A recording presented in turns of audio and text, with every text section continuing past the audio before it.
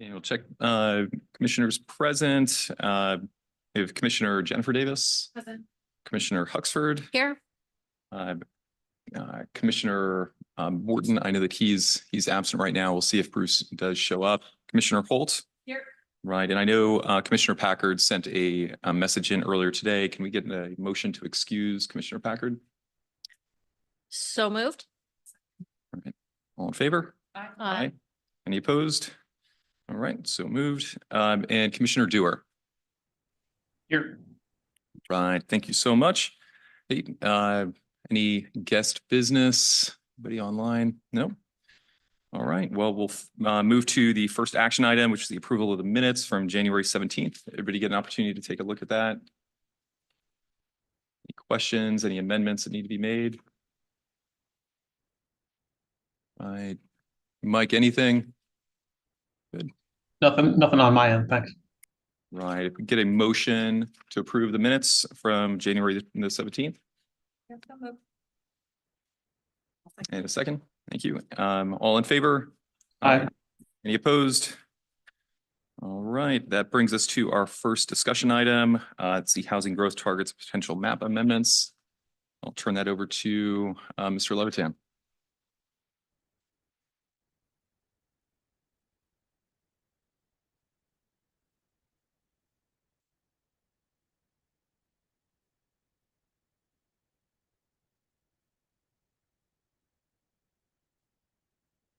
All right. Thank you, Chair Davis.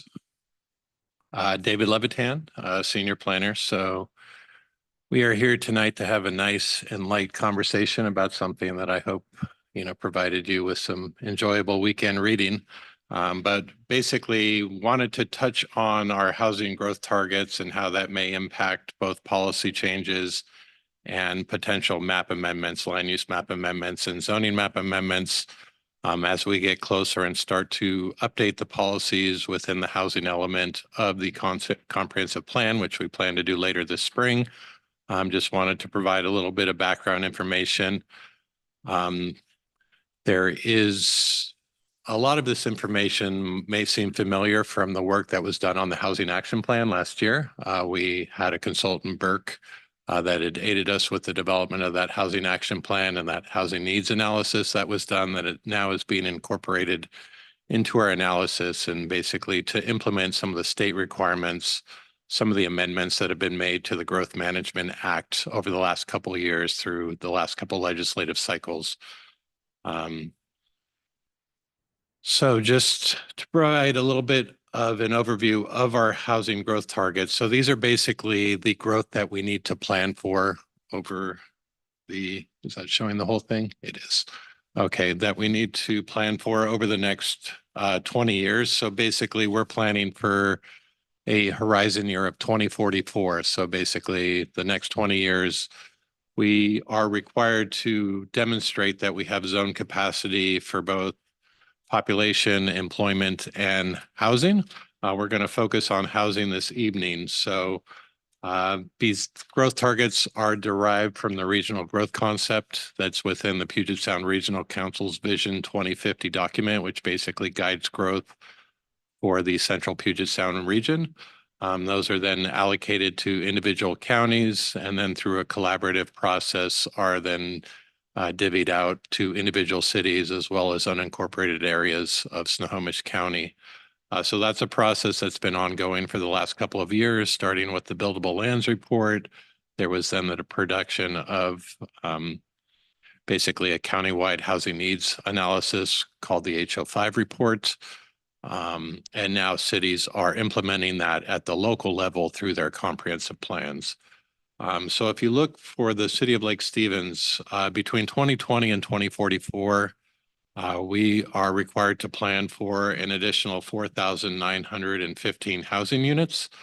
And this is backdated to 2020. So we actually do get credit for housing that's either been built over the last few years or is currently what we call pending, basically in the development pipeline. So we actually have a fair amount of that, about 1,000 units that currently between 2020 and current and today has been issued a building permit, either been completed or is being completed now. and then almost another 1,000, actually a little bit over 1,000 units when you factor in senior housing, but about another 800 units, not discounting the senior housing. So we basically have almost 40% of our planned growth for the next 20 years has actually been either built or is in the development pipeline. So we're kind of well ahead of where we need to be. We're actually in a pretty good spot. So we're really planning for about another slightly less than 3,000 units over the next 20 years. Let me interject here. I know that sounds like rosy news, but as we get through the presentation, there will be some other statistics that conflict with this a little bit and other types of housing that we also have to plan for. So it's not just a straight numerical target anymore. There are bands within that target that we also have to isolate, and they may not be totally in concert. Yeah, and that's a really good segue to this graphic. So this graphic is from our housing needs analysis that was adopted by the City Council last June. So basically it shows that the city, it's kind of hard to see on this one, but the top graphic is the city's basically zone capacity. Basically our housing supply, it's been allocated to different housing types based on the predominant zones, the predominant zoning districts, the assumption that zones such as our R4, our R6, our RA12 are going to be predominantly single-family residential. So that's that large yellow bar. That's about basically 3/4 of our zone capacity is for single-family residential.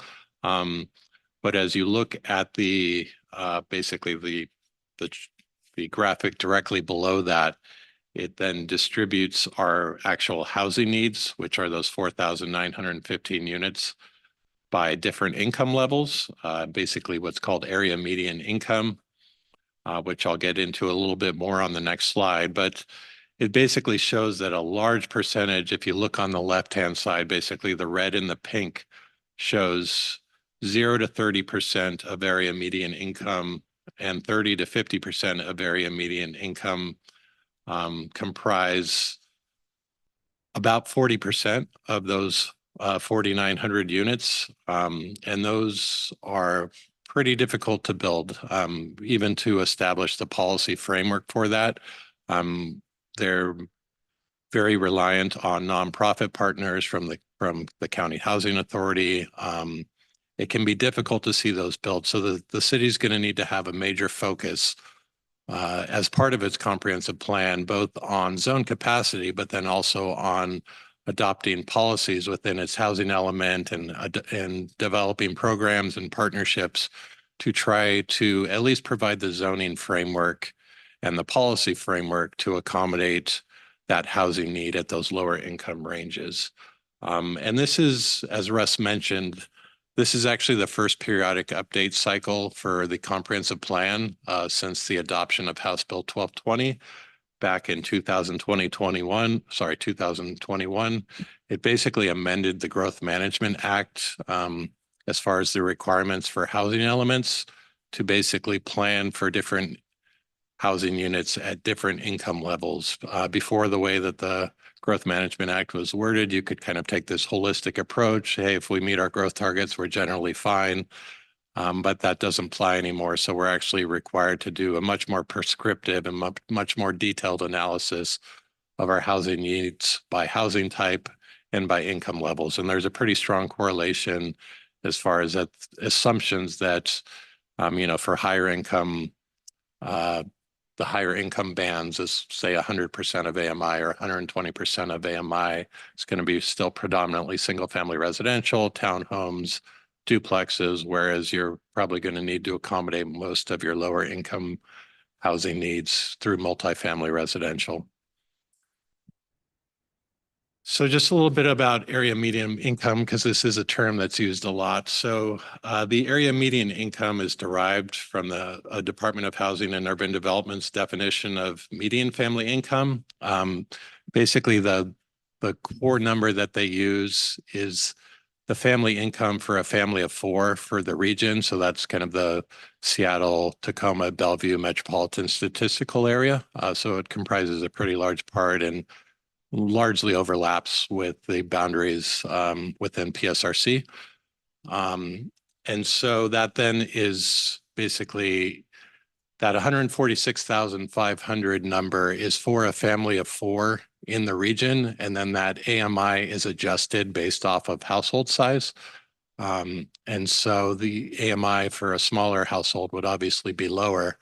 But we are then required to plan for different types of housing that would be affordable based off of AMI that's adjusted based on housing type and household size. And so the HNA, the housing needs analysis found that we actually are able to accommodate a good amount of our needs between 50 and 80% of AMI, which is one of the income bands that we're required to plan for through multifamily residential. That graphic on the right, which may be hard to read if you don't have it right in front of you, but it basically shows the affordability as a percentage of local median income. And it shows that for 1, 2, and 3 bedroom apartments that you need between 58 and 76% of area median income. So it at least demonstrates that we can plan for more multifamily residential development to help accommodate our needs at 50 to 80% of AMI. When we look at AMI bands lower than 50%, they start to become more and more reliant on subsidies or on partnerships. And so that is something that from a zone capacity, we may be able to accomplish, but really a lot of our focus with these lower income ranges, we're going to be talking about in future meetings as we get into reviewing actual policy language that would be included within the housing element. So we'll get into that in future meetings. But I did just want to show this graphic as a follow-up to the last one. About half of our projected need over the next 20 years is at 100% of AMI or above, about 11% at 50 to 80% of AMI. You may notice that there is no number given for 80 to 100%, and that's because it's kind of hard to tell on this graphic, but that third bar from the top in the upper graphic, it doesn't show a pink component. That's because we already have enough housing units to meet that future demand. There's basically a mismatch between our housing supply and our future housing needs. So we have a surplus of housing stock within that income range, but for every bar within that chart that shows a pink area, the larger the pink area means the larger our demonstrated need over the next 20 years. So getting back to some of the statistics, about 17%, so about 1 out of every 6 units is needed at 30 to 50% of area median income, which we would likely accommodate through multifamily residential. So would need to adopt or have present zoning designations that allow for those types of housing units in enough supply to meet our demands over the next 20 years. But those are unlikely to be developed without, some sort of partnerships or some sort of subsidies or incentives. And then as you get into below 30% of AMI, which includes 2 different components. So there's kind of what's called permanent supportive housing, which is typically, pretty much all at 0 to 30% of AMI. And it's housing that's then integrated with services to basically provide kind of holistic kind of living, basically services, kind of wraparound services related to things like substance abuse or other kind of documented disabilities. And so that's something that we need to plan for, in which we're currently still working on some of our assumptions for permanent supportive housing. And then there's the non-permanent supportive housing. That's basically for just kind of lower income ranges that don't require those additional services. If you look at that graphic down at the bottom with the different housing types, this is something that came from the state. And basically shows kind of some of the assumptions that cities can make as far as how they can provide the required housing to meet their future housing needs at different income bands. We have slightly different assumptions. This assumes that you're going to need 120% of AMI for any detached single-family residential. Through our housing needs analysis, it's demonstrated the potential for some of that to actually, that 100% of AMI would probably be needed to afford some of the kind of the lower price detached single-family residential stock that exists now. But this is a good general graphic just to show the relationship between housing types and incomes within our population. Yeah, just, and I should have prefaced this. This is pretty dense stuff. So anytime you need me to stop, please stop, ask questions, and I'm happy to, try to respond. I just want to flag it while we're on this graphic. So I understand you give the kind of the definition of the permanent supportive and then emergency housing, but I'm curious about this band that's called other. And there's 712 units. I'm just curious what falls So in- the other, so those two are part of the 0 to 30%. So there's Okay. permanent supportive housing. So if you look at those numbers, so we need basically 1,168 units that are affordable at 0 to 30%. Of those 1,168, 456 of those are for permanent supportive housing and 712 are for non-permanent supportive Got housing. it. Okay. So those two combined equal the 1,168 units. And then the 304 units of emergency housing, there's a formula that's developed at the federal level and then through the Department of Commerce. It's largely a percentage based on the concept that every member of your community, the goal is obviously to have them housed. So whether that's temporary emergency housing or whether it's permanent housing, that emergency housing is basically assumed to be relatively temporary in nature until that population can be transitioned into more permanent options. Question about the housing targets and affordable housing in particular. So 40% of our housing target is made up of the income bands, between 0 and 50%. Correct. Right. So most of that type of housing is going to be, for the most part, multifamily housing. It is. So I was looking up the Building Industry of Washington. Granted, they are a lobbying group. I get it. But they peg the regulatory cost burden at all levels of government to be roughly 40.6% of the final cost of the project, which is gargantuan. Is there anything that the state, local, like county, municipality is doing proactively to curb those hard costs for development of these multifamily projects to meet that need? That's 40% of our housing need. And I just when 40% of the cost is the regulatory. The side answer of is things. yes. Yeah. There is currently some legislation. I don't know how much traction it has.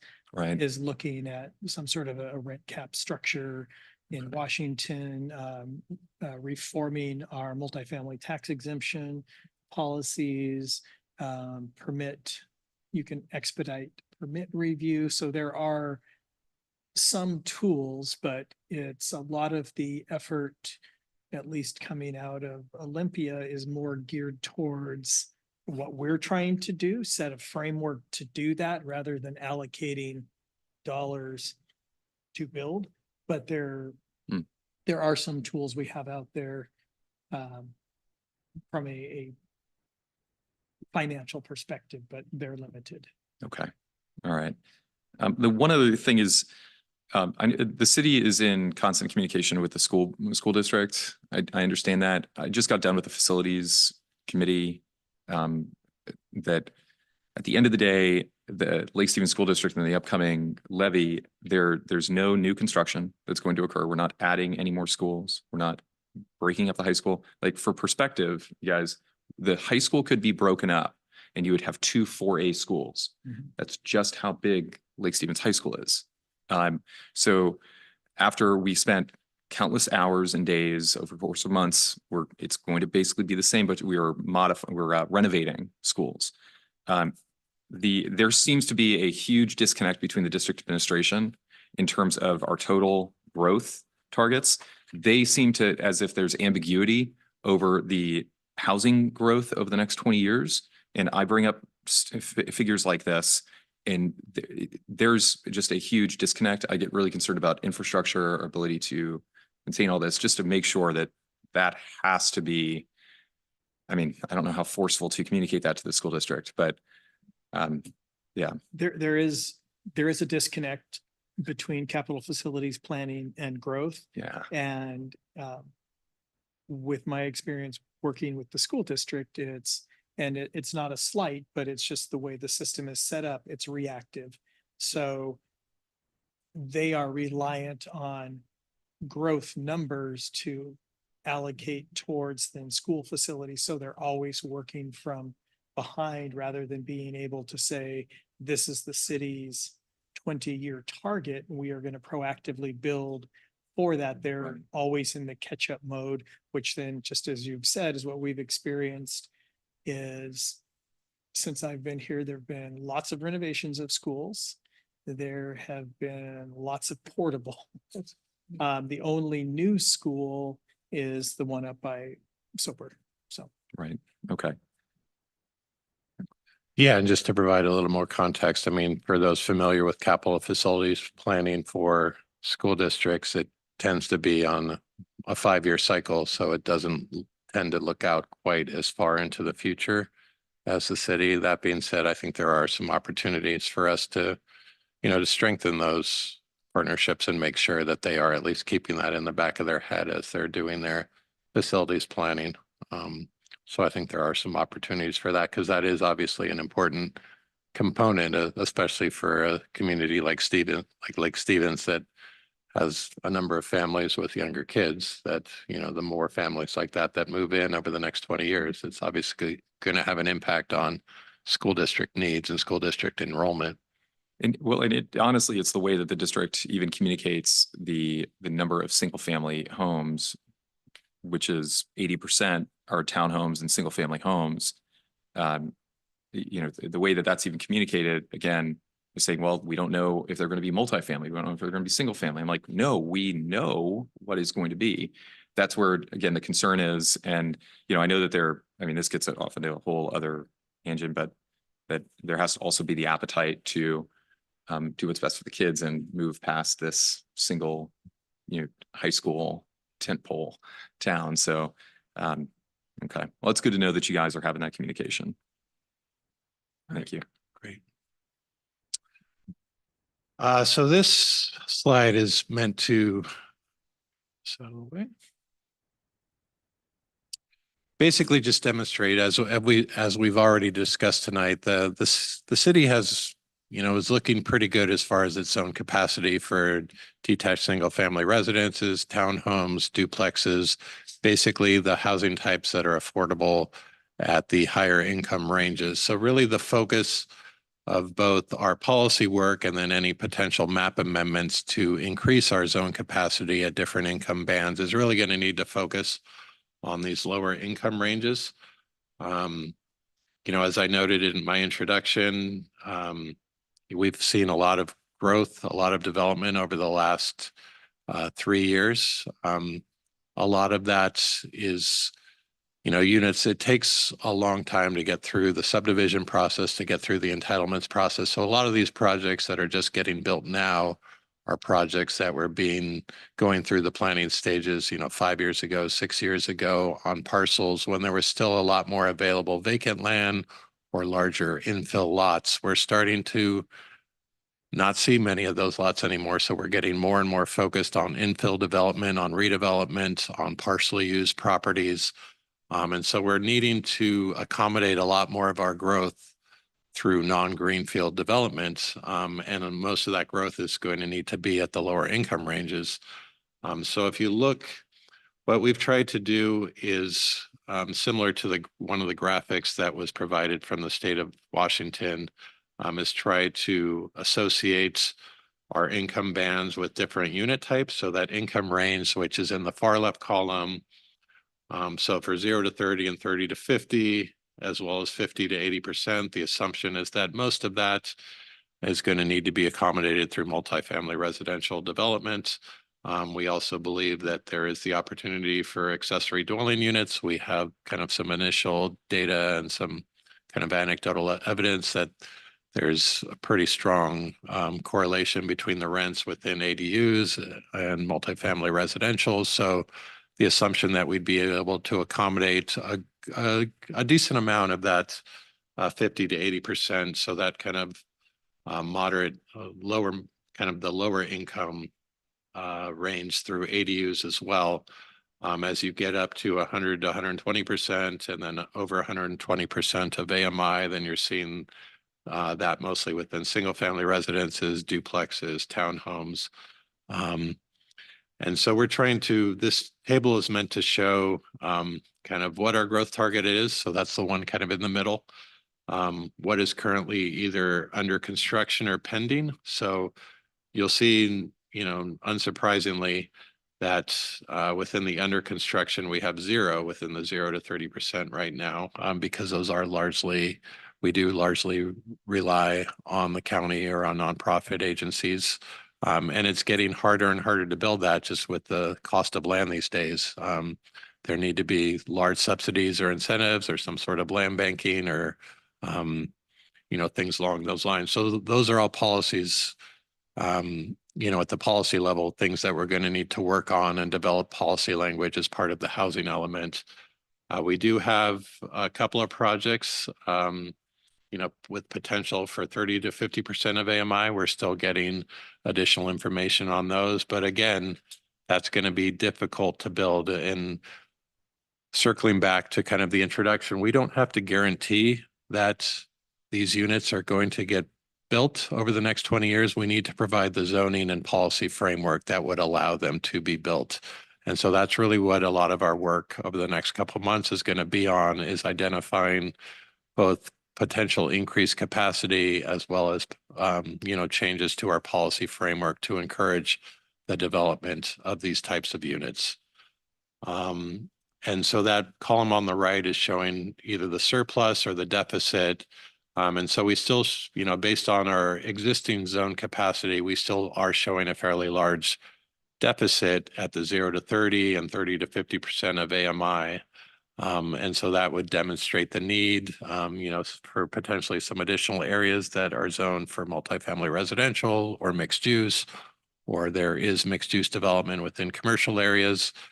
We do have a fair amount of commercial areas within the city, but we need to balance our residential growth with our employment needs as well. So it gets to be pretty complicated when you have these competing interests. You're needed to accommodate your employment at the same time that these are also potential areas, especially for permanent supportive housing and emergency housing. Some of these areas might be good for that as well, but you're needing to balance your housing needs with your employment needs as well. So that's really going to be a focus of the next couple of months. And when we come back with some of the draft housing policies for the housing element, that's really going to be a major focus. David, if I may? Yeah. I keep trying to keep in mind that this horrible legislation, and I've been very public about this horrible legislation, so it's not new news here, but is statewide. So this is not just impacting Lake Stevens, correct? Correct. It's not just impacting our schools, but Lake Stevens property is more expensive than fill in the blank. Eastern Washington, where I spent a lot of time, there's property that you can buy far less than you need to pay for it here. So will the city then be giving, and this will come up when we are rezoning, is there going to be more acquiesce to people that are willing to pay the price, but put in lower income with those subsidies from other entities? Or will the city stay true to what our neighborhoods already are and say, hey, somebody wants to buy this plat of land, if there are still any available, and put in houses that are houses like, even if we have housing in that space that's already meeting that criteria? Yeah. So, and I'll let Russ speak to this as well, but I mean, we factor in a number of different variables. Obviously, especially for lower income ranges, the access to services, the access to transit are going to influence, areas that would be more appropriate for especially multifamily residential that would help us to meet our housing needs at these lower income ranges. So it's not like we're just, don't have a methodology for, proposing map amendments. We are looking for areas that are along transit lines. We are looking for areas that do have access, to shopping, within walking or transit distance.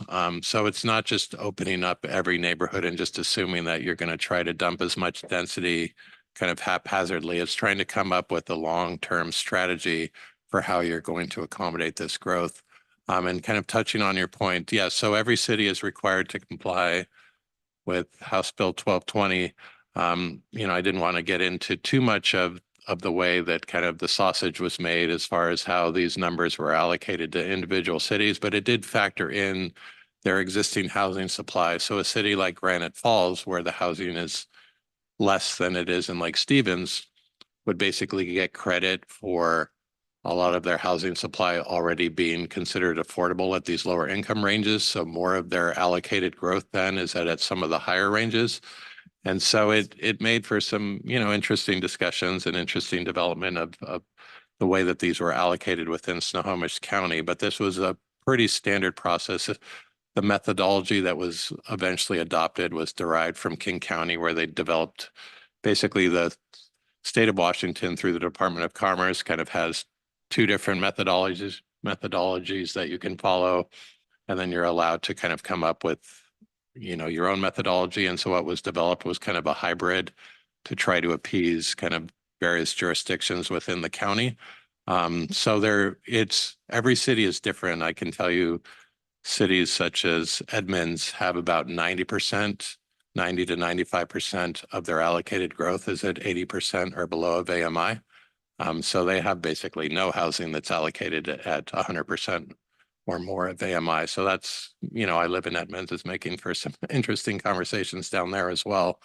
And so, yeah, it's unique. It's kind of a broad brush that then there are some nuances within individual jurisdictions, and it makes it so it stresses the importance of a local comprehensive plan is that there is no one size fits all to meeting, kind of the state mandated direction as far as accommodating your future housing needs. And it's really, when it comes down to it, there are much more prescriptive requirements under House Bill 1220, but when it comes down to it, it is about meeting the needs of both your current and your future residents. And this is the growth that's anticipated for the city of Lake Stevens over the next 20 years. And it just so happens that a lot of that growth is likely at lower income ranges. A lot of, if you look at our housing needs analysis, you'll see that especially a lot of renter households are spending more than 30% of their income. And so that basically is showing that housing is not affordable, especially to renter occupied housing. So it's trying to demonstrate that need. I've had this conversation before, but neither are property taxes. They aren't affordable. So it's Yeah, hard and I understand that. to be a landlord. And this may be the wrong time to ask this question, but is the city still in conversation to, I don't want to use the word appeal, but to show our force in what we've done before to limit some of these requirements? Short answer, yes. We're still waiting for guidance from the Department of Commerce to tell us how we can do that. Okay. So. One question, if it's okay. I was thinking about some work we did last year, maybe the year before, that had to do with incentivizing in multifamily development, reserving a certain number of units in a multifamily project to meet some of these Yeah, needs. family tax exemption. Yes. Yes. Has there been good uptake on that? And We've had one project that's, well, actually, currently we have one project that's going through the process of using that. Mhm. But you'll recall what we adopted had an 8-year and a 12-year clause. Then 12-year was the only one that was tied to attainable or affordable housing, and the 8-year would just allow for the tax exemption with market rate housing. Mm. I'll say put a pin in that because we will come back to that when we start talking about policy tools that we can put forward that would help make a dent. And what's going through Olympia right now is looking at how to reform multifamily tax exemption and really tying all of those to an affordability component. So Oh, okay. that is so- something we probably will return to when we want to have a policy discussion on what tools can we use to incentivize. Okay, sounds good. David, before we move on, can I just do point of order? We're at 6:40 and Commissioner Morton is not available. So let's, if I could move to please make an unexcused absence. Absolutely. second. Let's just put it on the record. All in favor? Aye. We can make record of that. All right. One Yes. quick last thing. I know that we've had conversation about, the expansion of the UGA, right? And that's not, but the way that I'm looking at this and hearing you talk, that especially to meet the 50% and under income thresholds, that even the expansion of the UGA, that doesn't really help because it's access to transportation, it's access to all these services where when I look at our current land capacity, it's, it's southeast of Lake Stevens and too far removed. I mean, am I wrong in that the expanding the UGA does not help solve that problem for low income households? I think that's a pretty fair assessment. Yeah, when you look at and we have that on the agenda for the second item, just as far as a kind of a general overview of the UGA expansions that are currently being considered by the county.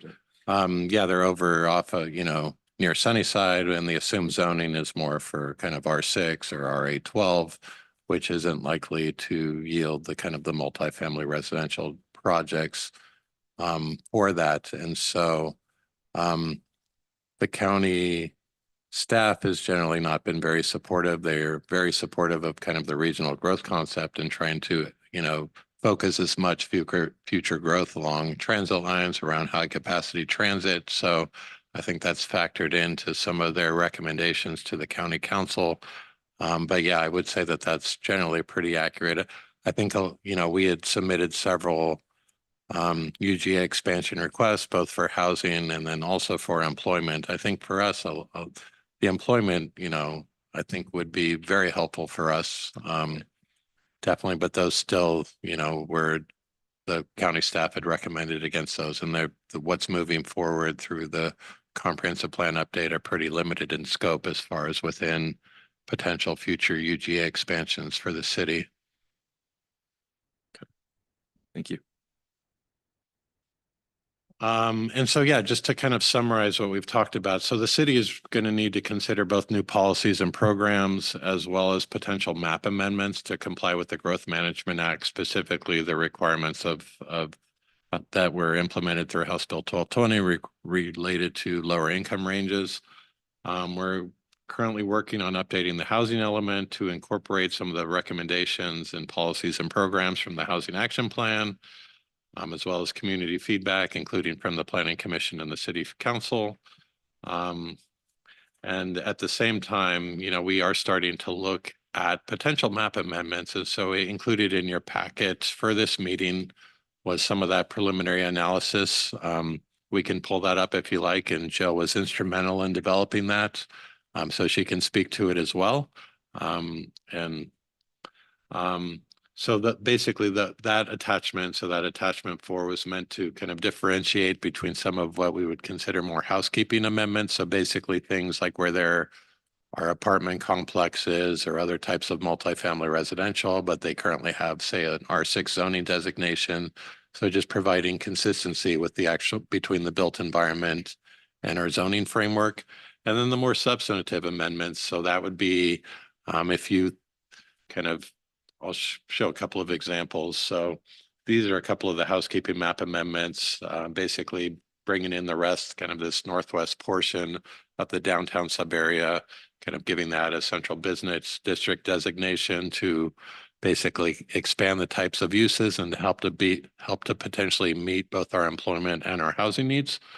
And then this is an example of the Glenwood apartments that are currently zoned R6, which isn't, typically zoning that you would have for multifamily residential. So those are some of the housekeeping amendments. And then for those of you that have been on since at least late 2022, which I think is everybody on here now, as far as those that are here at the meeting, as part of the annual docket for the comprehensive plan, we had discussed some potential changes within the 20th Street Southeast corridor, and that included some potential rezones along 99th Avenue Southeast, just north of 20th. And so this is an area that's, right along 99th is currently zoned RA12. We did some initial analysis as far as potentially rezoning that to multifamily residential, take advantage of its proximity to both 20th and 99th that provide transit service. The city's focus on providing more shopping and employment opportunities within the sub area. So providing an environment that would be conducive to more multifamily residential development.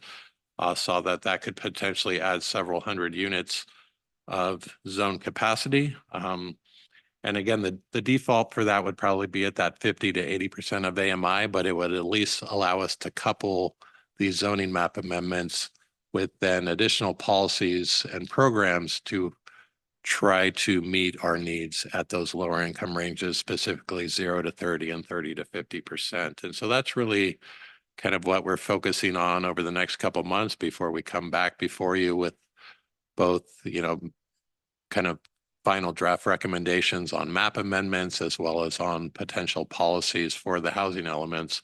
We just wanted to introduce this concept, get any kind of preliminary feedback from the Planning Commission before we move on. And as you'll remember, just to kind of before we finish up the presentation, in November of 2022, as part, basically a work session related to development of the Housing Action Plan, everybody was here by November of 2022, did an exercise basically kind of using blocks and allocating growth.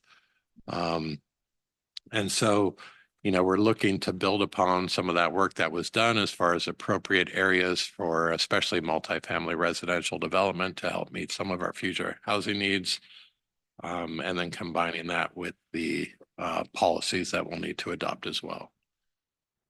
And with that, very light topic. I'm happy to answer any questions.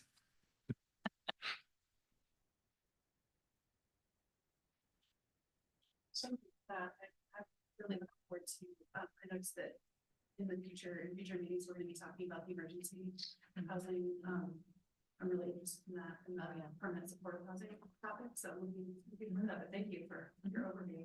Yeah, and I think for those two, especially because there is going to be a fair amount of overlap as far as potential locations with that. That would also be opportunities for some of our employment growth. It's good to have those discussions, in coordination with some of our employment capacity as well. Commissioner Davis's yin to my yang, that's where I go, is what this is going to do to existing residents, existing communities, and existing businesses, and what it's going to do for the growth of existing economy here in the Lake Stevens. So I appreciate that we're looking at this. I understand that we are being forced to out of the Olympia, but at the same time, I'm not opposed to it as long as it doesn't impact who's already made the investment here. I would agree. Right. We'll move on to discussion item B. Russ, you're providing the follow-up on the UGA expansion requests. Sure. So at the last meeting, there had been a request to get a little bit of information about our UGA requests. So we just put some information together in the packet that gave you sort of a timeline and a look at what the city asked for and how that has evolved. So the city made application for 4 specific UGA expansions. As mentioned, it was both for commercial and for residential purpose. So for example, north of 92 would really look at, is that area available for some sort of industrial or commercial use? A small expansion area just to clean up a boundary in our current industrial area on the east side of the city.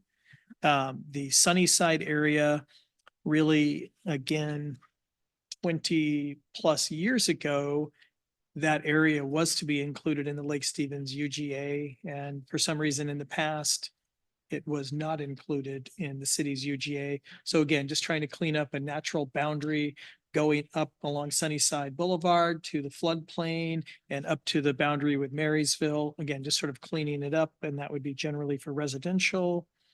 And then there was some more expansion for both commercial and residential use south of 20th and 24th. Again, just trying to sort of clean up our southern boundary and as it extends across Highway 9 and incorporate some of the pre-existing pretty intensive developments between here and Highway 2.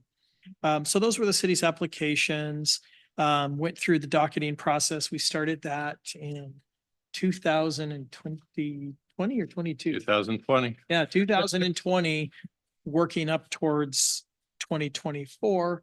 The Planning and Development Services did recommend that only one of these applications move forward, and that was the half-acre UGA expansion for the industrial lot.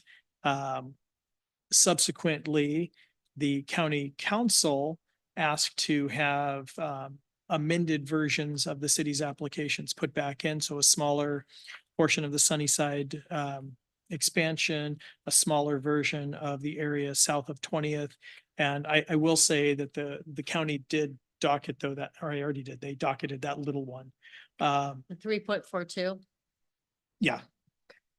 And so fast forward to their comprehensive plan, they are undergoing much more significant changes than all of the cities, as they have to reallocate growth and creating some new sub areas, new zoning platforms, lots of things they're doing. So they've initiated an environmental impact statement. With that environmental impact statement, they have a low growth, a mid growth, and a high growth alternative. These three council, or the two county council and the one city initiated expansions, have been put in the high growth scenario. And they have done their analysis as part of their environmental impact statement. Separately, they, to their planning commission, they've recommended to not move forward on the small industrial one because they're looking at it now as part of their environmental impact statement, not as a standalone project anymore. We have provided formal comment to Snohomish County, again, assessing our understanding of the policies in the Growth Management Act and how they may or may not fit. So we're on record with the county. And as I say, it's in their high growth alternative, which is probably not the likely alternative to be adopted by their county council. Interesting. Did that provide the clarification that you were looking for? Just sort of a background and a status update? Yes, thank you so much. Right. And with that, we'll move on to item number 6, Commissioners' Reports. We'll turn to Commissioner Davis if there's anything you'd like to add that's germane to the work of the Planning Commission. Right, Commissioner Huxford. Simply because I missed last meeting, which I was sorry to do, but not so much. I wanted to make sure that I formally appreciated Michael Dewar for his work last year. It was a heavy lift and he did an excellent job, and I appreciate his hard work. So thank you so much. Right. Commissioner Dewar, well, I've got you.